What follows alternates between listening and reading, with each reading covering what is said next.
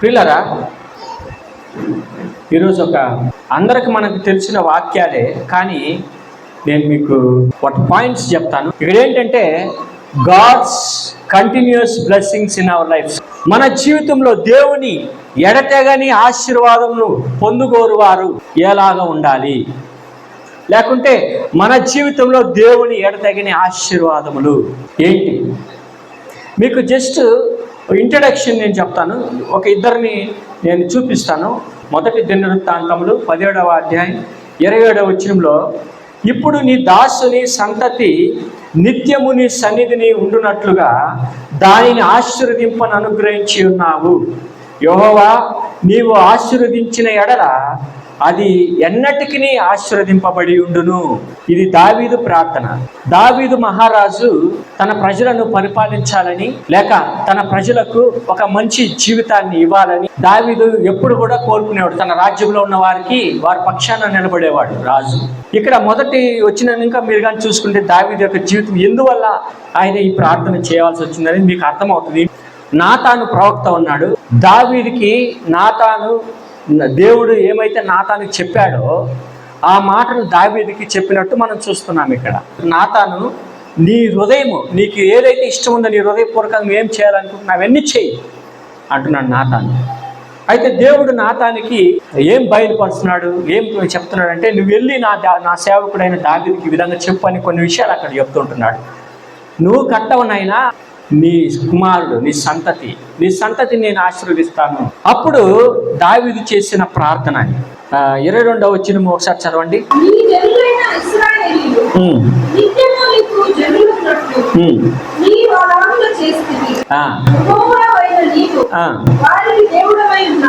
ఇక్కడ నిబంధన అంటే దావీదు తన ప్రజలతో ఉంటున్న నిబంధనను జ్ఞాపకం చేసుకొని, ఇక్కడ చూసినట్లయితే 16వ వచనం ఇంకా కానీ మీరు కానీ చూసినట్లయితే దావీదు ఆయన ప్రార్థన చేస్తున్నాడు.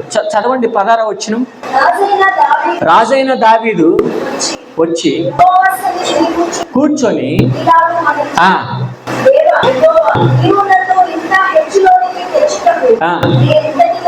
బాగా గమనించండి ప్రార్థనలో, నీవు ఇంతటి వాడిని నన్ను తెచ్చుటకు నేను ఏ పాటి వాడను. అప్పుడు ఏ విధంగా ఉన్నాడు దావీదు? గతంలో గొర్రెల కాపరి, చిన్నవాడు ఇంట్లో.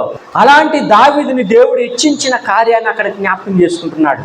చూడండి ప్రియులారా, గొప్ప రాజు, అనేక యుద్ధంలో విజయమును సాధించిన రాజు, ఆయన ఏమంటున్నాడు, నన్ను నన్ను హెచ్చించావు కదా, నేను అక్కడున్నాను గొర్రెల కాపరిగా, నన్ను ఇంతగా హెచ్చించావు కదా, నేను ఏ పాటి వాడిని.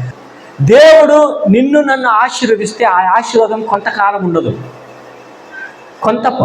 కొద్దిపాటిది కాదు, అంటే కొంతకాలం కాదు, 1 రోజు 2 రోజులు కాదు. దేవుని యొక్క ఆశీర్వాదాలు ఎలాగుంటాయంట, ఎన్నటికీ ఆశీర్వదింపబడి ఉండును. ఒకవేళ దేవుడు ఈరోజు నేను ఆశీర్వదిస్తే నువ్వు అనుకోవచ్చు, ఒకనొక టైంలో నేను ఉన్నాను, అడిగాను, దేవుడు నన్ను ఆశీర్వదించాడు, మళ్ళీ నేను పడిపోయాను, లేకుంటే నా కష్టాలు ఉన్నాయి, బాధలు ఉన్నాయి చెప్పుకోవడం, అది నీ వర్షన్, అది నీ ఆలోచన, అది నువ్వు గ్రహించలేకపోతున్నావు దేవుని యొక్క దీవెనలు, ఆశీర్వాదాలు. కానీ దావీదు భక్తుడు చెప్పిన రీతిగానే మన జీవితంలో కూడా జరుగుతుంది. ఒకవేళ దేవుడు నన్ను ఏదో ఒక రకంగా, ఏదో ఒక కార్యంలో ఆయనగా నిన్ను ఆశీర్వదించి ఉంటే ఆ ఆశీర్వాదం ఎన్నటికీ ఆశీర్వాదంగానే ఉంటుంది. ప్రియులారా, దేవుని ఆశీర్వాదాలు తప్పిపోవు, దేవుని ఆశీర్వాదాలు మనకు వెనుదిరిగిపోవు. లేకపోతే దేవుని ఆశీర్వాదాలు కొంతకాలమే ఉండవు మనతో, అది ఎప్పటికుంటుంది. మనమే గ్రహించాలి. మనం గ్రహించి దేవునికి కృతజ్ఞులుగా ఉన్నప్పుడు దావీదులాగా దేవుడు ఇచ్చిస్తాడు. పిల్లరా, ఇక్కడ గమనించినట్లయితే దావీదుని ఒక ఎగ్జాంపుల్గా తీసుకుంటే, దావీదుని ఆశీర్వదించిన కార్యాలు, తన సంతతిని దేవుడు వాడుకోబోతున్న కార్యాలని, ఆయన ఆశీర్వదింపబోతున్న కార్యాలని, లేకుంటే ఆయన ద్వారా తన ప్రజలు పోషింపబడతారు, మేలు జరుగుతుంది ప్రజలకి. దేవర్ క్రష్డ్ ఇన్ ద స్పిరిట్, అంటే ప్రజల యొక్క ఆత్మలు నలిగిపోయి ఉంటున్నాయి. ఆ నలిగిపోయిన ఆత్మలను తన సంతతి ఏం చేస్తుంది, బాగు చేసేదిగా దేవుడు అక్కడ వాగ్దానం చేస్తున్నాడు, నిబంధన చేస్తున్నాడు. అందుకే దావీదు సంతోషిస్తూ ప్రార్థన చేస్తున్నాడు. పిల్లరా, కొన్ని పాయింట్స్ ఉన్నాయి, ఇది మనం ఎగ్జాంపుల్గా తీసుకోవాలి, మాదిరిగా తీసుకోవాలి దావీదు జీవితాన్ని. దేవుడు ఆశీర్వదిస్తే ఆ ఆశీర్వాదాలు ఎన్నటికీ ఉంటుంది. సరే, ఇంకొక వాక్యం చదువుకుందాం. ఎఫెసీ పత్రిక 1వ అధ్యాయం 3వ వచనంలో ఎఫెసీ సంఘానికి పౌలు చెప్తున్న మాట ఏంటి? మన ప్రభు అయిన యేసుక్రీస్తు యొక్క తండ్రి యగు దేవుడు స్తుతింపబడును గాక. ఆయన క్రీస్తునందు పరలోక విషయములలో ఆత్మ సంబంధమైన ప్రతి ఆశీర్వాదమును మనకు అనుగ్రహించెను. పౌలు ఎఫెసీలో ఉంటున్న విశ్వాసులను, భక్తులను బలపరిచి వాళ్ళని ప్రోత్సహిస్తూ చెప్తున్న మాటలు, రాస్తున్న మాటలు. మన ప్రభు అయిన యేసుక్రీస్తు యొక్క తండ్రి యగు దేవుడు స్తుతింపబడును గాక. మొదట మనం దేవుని యొక్క ఆ దీవెనలు పొందుకోవాలంటే దేవుణ్ణి స్తుతించాలి. ఆయన ఎవరు? మన పరలోకపు తండ్రి. ఆయన క్రీస్తునందు పరలోక విషయములలో ఆత్మ సంబంధమైన ప్రతి ఆశీర్వాదము, ఆధ్యాత్మికమైన ఆశీర్వాదము, ఏలోక సంబంధమైన ఆశీర్వాదాలు ఉన్నాయి. భౌతికమైన దీవెనలు దేవుడు మనకి ఇస్తాడు భౌతికంగా, కానీ ఆధ్యాత్మికంగా కూడా మనం దీవించబడాలి, బలపరచబడాలి, ఆశీర్వదింపబడాలి. ఆత్మ సంబంధమైన కృపావరాలతో దేవుడు ఆశీర్వదిస్తాడు. ఆత్మ సంబంధమైన ప్రతి ఆశీర్వాదమును మనకు అనుగ్రహించాను. దేవుడు మనం ఎప్పుడైతే ఏర్పాటు చేసుకున్నాడో కదా, ఆ రోజు మొదలుకొని మనం జీవించినంత కాలం దేవుడు తన ఆత్మ సంబంధమైన ఆశీర్వాదాలతో మనల్ని తృప్తిపరిచేవాడుగా ఉంటున్నాడు. తన మేలులతో మనల్ని తృప్తిపరిచే దేవుడిగా ఉంటున్నాడు. హల్లెలూయా. ఆత్మఫలము ఏంటి? ప్రేమ, సంతోషం, సమాధానం, దీర్ఘశాంతం, మంచితనం కదా, దయాళత్వం, మంచితనం, విశ్వాసము, ఆశానిగ్రహము, సాత్వికము, ఎన్నున్నాయి చూడండి. ఈ ఫలాలన్నీ మనం పొందుకోవాలి, ఆత్మ ఫలాలు. పిల్లరా, నేను ముందుకెళ్తున్నాను. ఏంటి మన జీవితంలో దేవుని ఎడతెగని ఆశీర్వాదములు నీవు నేను పొందుగోరువారు ఏ విధంగా ఉండాలి? కలిగి ఉండాలంటే, దేవుని ఆశీర్వాదాలు మనం కలిగి ఉండాలంటే ఏం చేయాలి? మొట్టమొదటి ఏంటి తెలుసా? మన పాపములు క్షమించబడాలి, మనము ఇతరులను క్షమించాలి. చూడండి, కీర్తనలు 32వ అధ్యాయం 1-2 వచనాలు. తన అతిక్రమములకు పరిహారము నొందినవాడు, తన పాపములకు ప్రాయశ్చిత్తము నొందినవాడు ధన్యుడు. యెహోవా చేత నిర్దోషి అని ఎంచబడినవాడు, ఆత్మలో కపటము లేనివాడు ధన్యుడు. చూడండి, మొదట మన పాపములు క్షమించబడాలి. చాలా స్పష్టంగా ఉంటుంది కదా. ఎవరి అతిక్రమములు అయితే క్షమించబడతాయో, ఎవరై పాపములు అయితే కప్పబడతాయో, whose sin is covered, blessed is the one whose transgression is forgiven. అతిక్రమములు క్షమించబడిన వారు, పరిహారము ప్రాయశ్చిత్తం కలిగిన వాడు ధన్యుడు. 2వ వచనం చదవండి. ఎవరైతే యెహోవా చేత, దేవుని చేత, వీళ్ళు నిర్దోషులు, వీరు నా బిడ్డలు అని ఎంచబడిన వాడు, ఆత్మలో, మన ఆత్మీయ జీవితంలో ఎలాంటి కపటము లేకుండా ధన్యుడు. వాళ్ళు ఆశీర్వదింపబడతారు. ధన్యులు అంటే ఆశీర్వదింపబడిన వారు. ఏలోక సంబంధమైన ధన్యత మనకు అవసరం లేదు. ఏలోక సంబంధమైనది ఒకరోజు తప్పకుండా పడిపోతుంది, నాశనం అయిపోతుంది, వెళ్ళిపోతుంది, మనకుండే కూడా పోతాయి, గతించిపోతాయి. ఆత్మ సంబంధమైన ధన్యత మనం కలిగి ఉండాలి. ఆ ధన్యత దేవుడు మనకి ఇస్తా అంటున్నాడు. చూడండి, ఎఫెసీ పత్రిక 4:32 వచనం. ఒకని ఎడల ఒకడు దయగలిగి కరుణా హృదయంతో క్రీస్తునందు దేవుడు మిమ్మును క్షమించిన ప్రకారం మీరును ఒకరినొకరు క్షమించు. ఏ విధంగా అయితే మీరు కరుణ కటాక్షం పొందుకొని క్రీస్తు చేత, దేవుని చేత క్షమించబడ్డారో, అదే క్షమాపణ బట్టి మీరు ఇతరులను క్షమించాలి. ఒకరినొకరు మీరు ఇలాంటి క్షమాపణ కలిగి ఉండాలి. ఈ క్షమాపణ లేకపోతే క్రైస్తవంలో లేకపోతే క్రైస్తవత్వంలో మనము ఎదగలేము, క్రైస్తవులుగా ఉండలేము. అసలు ప్రేమ ఎంత గొప్పదో, ఎంత ముఖ్యమో, ఎంత ప్రాముఖ్యతో, ఎంత ఉన్నతమైనదో, వినయము ఎంత ఉన్నతమైనదో, క్రైస్తవుల యొక్క గుణలక్షణాలలో, ప్రవర్తనలలో క్షమాపణ కూడా అంతే ప్రాముఖ్యమైనది. నువ్వు ప్రేమ మాత్రం చూపించి కపటం ఒకటే లోపల పెట్టుకొని పైకి ప్రేమ చూపిస్తే ఏం ప్రయోజనం? పరిపూర్ణంగా ప్రేమించాలంటే నువ్వు క్షమించేవారుగా ఉండాలి. క్షమించే అంత పాపం ఎవరు చావురు? మన అన్నదమ్ముల్లో, అక్క చెల్లెళ్ళలో, మన బంధు బలగాల్లో లాంటి ఎవరు కూడా మనం క్షమించరాని అంత పాపం ఏం చేయరు. ఏదో ఆస్తులు లేకుంటే ఏదో చిన్ననాటో ఏదో చిన్న సమస్యల వల్ల మనం మాట్లాడకుండా ఉంటామేమో, కానీ అంత నేరం ఏం చేయలేదు వాళ్ళు. మనం క్షమించాలి. దేవుని బిడ్డలారా, 2వ కార్యం, ఆ దేవుని యొక్క శిక్షకును లోనవ్వాలి. దేవుడు నిన్ను శిక్షించినప్పుడు నువ్వు దాన్ని భరించాలి. చూడండి, యోబు పత్రిక 5వ అధ్యాయం 17వ వచనం. దేవుడు గద్దించు మనుష్యుడు ధన్యుడు, కాబట్టి సర్వశక్తుడకు దేవుని శిక్షను నువ్వు తృణీకరించొద్దు. ఎంత స్పష్టంగా చెప్తున్నట్టు. Behold, blessed is the one whom God reproves. Therefore despise not the discipline of the Almighty. సర్వశక్తుడైన దేవుని యొక్క శిక్షణను నీవేం చేయకూడదు, తృణీకరింపకూడదు. నువ్వు ఆయన గద్దింపుకి, ఆయన శిక్షకి నువ్వు అంగీకరించాలి, నువ్వు ఒప్పుకోవాలి. ఎందుకు ఆయన శిక్షిస్తాడంటే నీకు మేలు కలగాలి, నీకు శ్రేష్టమైన ఈవులు కలగాలి. మన మేలు కొరకు.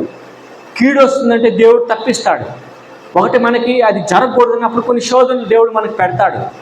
ఎందుకు? శ్రేష్టమైన ఈవులు మనకి ఇవ్వాలని, మంచి ఈవులు మనకి ఇవ్వాలని. శిష్యులు యేసు ప్రభుని అడుగుతున్నారు కదా. అప్పుడు యేసు ప్రభు శిష్యులకు చెప్పిన మాట ఏంటంటే, మన తండ్రి మనం ఏదైతే అడుగుతామో స్పష్టంగా అదే ఇస్తాడు. నువ్వు గుడ్డుని అడిగితే ఆయన పాముని ఇవ్వడు, గుడ్డుని అడిగితే గుడ్డునే ఇస్తాడు ఆయన. నువ్వు ఏది అడిగితే అదే ఇస్తాడు, కానీ నువ్వు నిజముగా ప్రార్థించాలి. యాకోబు పత్రికలో ఉంది కదా, నువ్వు స్పష్టముగా ప్రార్థించాలి. స్పష్టముగా, నిజముగా, యథార్థముగా ప్రార్థించినట్లయితే దేవుడు నీకు ఇస్తాడు. ఇక్కడ ఏంటంటే దేవుడు శిక్షకు మనం లోబడాలి. దేవుడు ఏ విధంగా అయితే ఒక తండ్రి తన కుమారుని శిక్షిస్తాడు, సామెతల గ్రంథంలో ఉంది. ఒక తండ్రి ఒక కుమారుని ఏ విధంగా అయితే శిక్షిస్తాడో ఆ విధంగా మన పరలోకపు తండ్రి తన ప్రేమించు తన బిడ్డలను శిక్షిస్తాడు అని ఉంది. హల్లెలూయా. తండ్రి, పరలోకపు తండ్రి తన ప్రేమించు వారిని శిక్షించును. హల్లెలూయా, హల్లెలూయా. ఈ శిక్ష, ఈ సర్వశక్తుని యొక్క శిక్ష మనం ఏం చేయకూడదు, తృణీకరించకూడదు.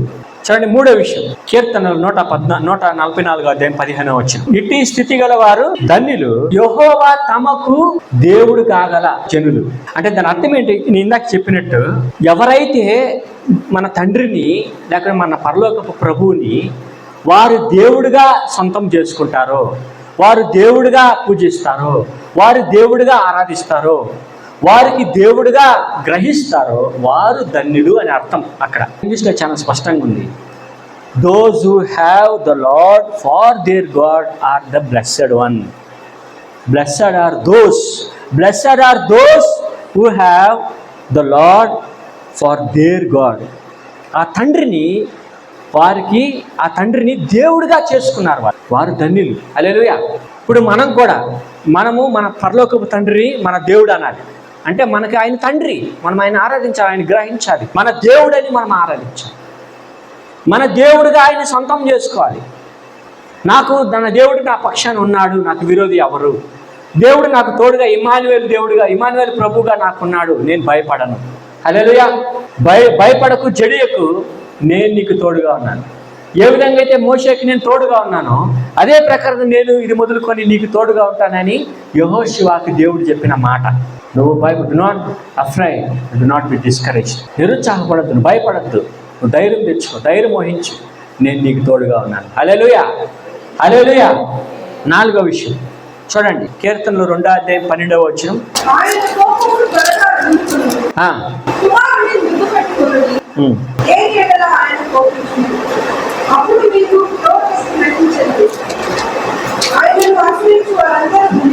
ఆయనను ఆశ్రయించు వారందరూ ధన్యులు. ఇక్కడ ఆయనను ఆశ్రయించాలి. ఆయన trust in the Lord. Those who trust in the Lord are the blessed. ఎవరైతే ఆయనను ఆశ్రయిస్తారో, ఆయనను నమ్ముతారో. ఆశ్రయం అంటే మన దాగు చోటు అంటే ఏంటి? మనకి భయం ఉండదు కదా. ఆయన ఉన్నాడు, మహోన్నతుని చాటును నివసించేవాడు, సర్వశక్తి నీడను విశ్రమించేవాడు అని అర్థం. అంటే ఆయన యొక్క చాటున మనకు ఆశ్రయం ఉంటుంది, మనకు ధైర్యం ఉంటుంది. నాకు ఎవరున్నారు? నా తండ్రి ఉన్నాడు, నాకు దాగు చోటు ఆయన. నేను వెళ్ళి ఆయన రెక్కల నీడల నాకు ఆశ్రయం నేను పొందుకోవచ్చు, నేను సంరక్షణ పొందుకోవచ్చు. పిల్లరా, ఆ యెహోవాను ఆశ్రయించిన నరులు ధన్యులు అన్నది చాలా స్పష్టంగా ఉంది కదా, చాలా స్పష్టంగా ఉంది ఇక్కడ. Blessed are all who take refuge in him. Blessed are all those who trust in God. Hallelujah. 34 అధ్యాయం 8 వచ్చింది చదవండి.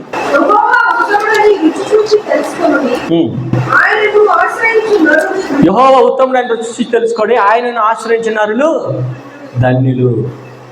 దేవుడు taste and see that the Lord is good.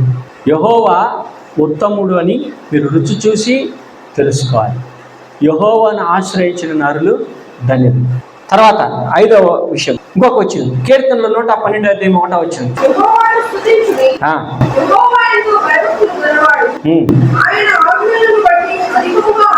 అనుసరించువాడు చూడండి ఎంత స్పష్టంగా ఉందో. యెహోవా యందు ఎవరైతే భయభక్తులు కలిగి ఉంటారో, యెహోవా ధర్మశాస్త్రం ఆయన వాక్యాన్ని బట్టి లేకుంటే ఆయన కట్టడని బట్టి ఆనందిస్తారో, వాటిని లోబడతారో, వాటికి వారు ధన్యులు అంటున్నారు. అంటే ఇక్కడ ఏముంది?